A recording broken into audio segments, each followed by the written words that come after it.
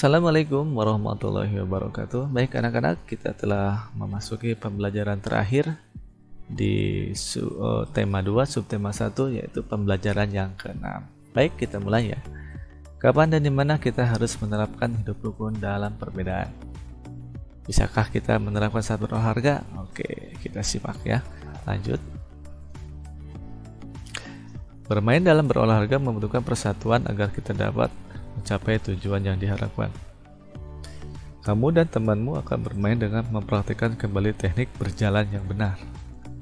Masih ingatkah kamu dengan permainan talikan pitanya? Ya, kalau nggak salah itu pembelajaran yang dulu ya, talikan pitanya.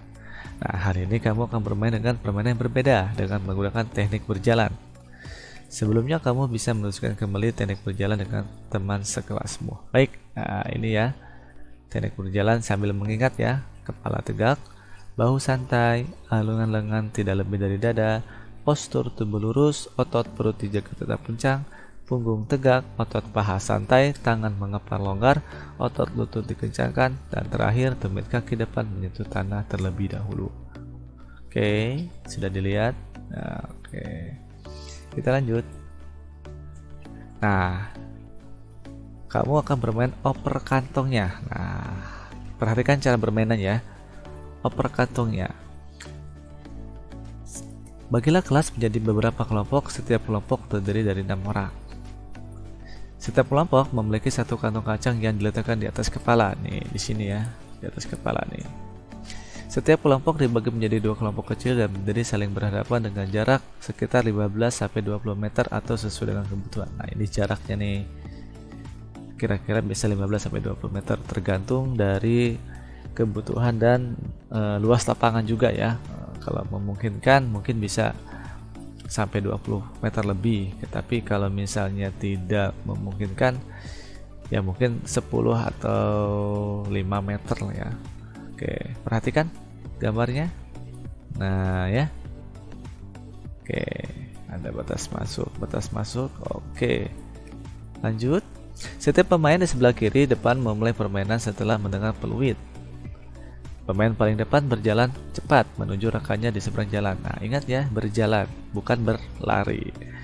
Saat memasuki batas lapangan, pemain harus memberikan kantong kacang kepada temannya dan diletakkan di atas kepala. Kalau sudah nyampe, kantong kacangnya ada di kepalanya, diserahkan ke temannya lalu dipasang lagi di kepala temannya. Pemain pertama cepat berjalan menuju barisan belakang, lalu kalau itu langsung ke belakang. Temannya memiliki kantong kacang berjalan cepat ke arah tim di seberang depan dan memberikan kantong kacang kepada teman yang berdiri di barisan paling depan. Kemudian dengan cepat dia berjalan menuju barisan belakang dan seterusnya. Pemain berikutnya cepat menuju barisan seberangnya dan melakukan hal yang sama. Begitu seterusnya sampai semua anggota kelompok selesai menepati rumah di seberang. Kelompok yang seluruh anggotanya lebih dahulu bertempat tepat ke rumah teman adalah pemenangnya. Oke, itu ya cara bermainnya. Oke, kita lanjut. Nah, bagaimana perasaanmu saat bermain bersama teman? Adakah perbedaan yang kamu temukan? Bagaimana kamu menyikapinya? Ayo membaca. Menjadi petugas pengibar bendera tidaklah mudah. Tugas tersebut adalah tugas tim yang terdiri dari beberapa orang yang membutuhkan kerjasama yang baik. Setiap anggota harus memahami anggota lain sehingga upacara dapat berjalan dengan hikmat. Menjadi petugas pengibar bendera sangatlah mulia. Bacalah teks berikut dalam hati. Oke. Nah ini adalah gambar ketika bendera dikibarkan pertama kali setelah membacakan teks proklamasi ya, yaitu pada tanggal 17 Agustus 1945. Baik, Bapak bantu baca. Pengibar Sangsaka Merah Putih. Peristiwa proklamasi kemerdekaan melibatkan banyak pihak. Salah satunya adalah mereka yang mengibarkan Sangsaka Merah Putih. Berkibarnya bendera merah putih menegaskan berdirinya negara Indonesia yang merdeka dan berdaulat. Abdul Latif Hedradiningrat. Nah, tadi ya gambar ini ya. Nah, ini nih. Nah, ini Abdul Latif Hedradiningrat ini. Nah, adalah salah satu pengibar bendera pada 17 Agustus 1945 di Pegasan Timur, Jakarta. Ia adalah lulusan sekolah tinggi hukum. Saat menjadi mahasiswa, ia mengajar bahasa Inggris di beberapa sekolah menengah swasta, seperti yang dikelola oleh Muhammadiyah dan perguruan rakyat.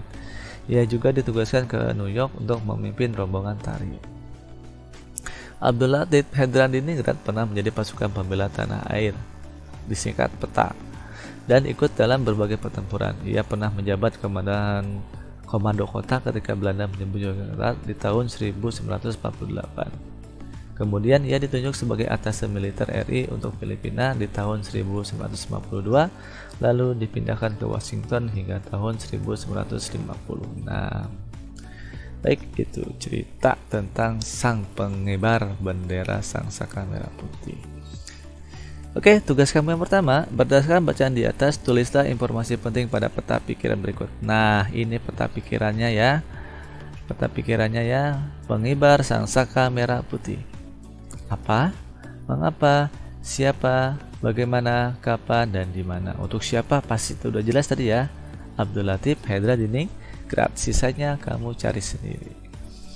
Setelah kamu mengisi peta pikiran, tugas selanjutnya kamu adalah, buatlah informasi menggunakan kalimatmu sendiri berdasarkan peta pikiran yang telah kamu buat. Nah, ini tugas kamu yang kedua nih ya. Peta pikirannya sudah dibuat, lalu kamu buat kalimat sendiri dengan menggabungkan peta pikiran yang telah kamu buat. Oke? Oke, kita lanjut. Mengibarkan bendera merah putih merupakan salah satu wujud dari menjaga persatuan. Untuk melakukannya dibutuhkan kerukunan dari anggota petugasnya. Ya, jelas kalau tidak kompak akan bahaya ya. Oke, lanjut. Kamu sudah belajar tentang pentingnya hidup rukun dalam persatuan. Nah, tugas kamu yang selanjutnya, yang ketiga, tulislah 3 contoh wujud persatuan dan buatlah rencana untuk mewujudkannya dalam kegiatan di kelasmu, serta tulis juga manfaatnya. Oke, sekali lagi, tulislah 3 contoh wujud persatuan dan buatlah rencana untuk mewujudkannya. Contoh nih, kamu misalnya ingin membuat apa, terus rencananya bagaimana, setelah itu apa manfaatnya. Oke, bikin 3 contoh. Oke ya. Oke, nah itu adalah tugas terakhir kamu di pembelajaran yang ke-6 ini. Dengan begitu juga berakhir juga untuk subtema 1 di tema 2 ini. Nah, seperti biasa, jika masih kurang paham, kamu putar balik videonya sampai benar-benar paham. Dan ingat, semua tugas dikerjakan di kertas lembar. Jangan lupa nama, judul tugas, dan tanggalnya. Baik, cukup sekian. Kita ketemu di materi yang selanjutnya.